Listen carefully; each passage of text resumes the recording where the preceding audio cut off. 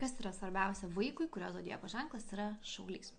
Tokie vaikai yra mažiukai autoritetikai, todėl jie tikrai suaugę norės būti labai dideliais autoritetais.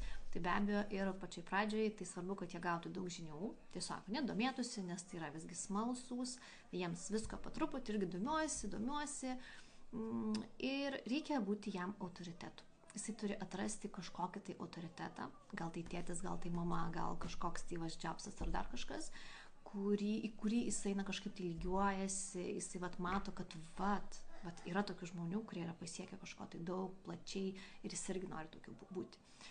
Tai jį motyvuos. Nes blogiausia, ką galite padaryti tokiam vaikui, tai nesuteikti motyvacinių priemonių. Kažkas jį turi motyvuoti, nes kitokiu atveju jis tiesiog tingės, nieko nenorės daryti, tai jį reikia įvairiais būdais atrasti individualius būdus, kaip jį pamotyvuoti.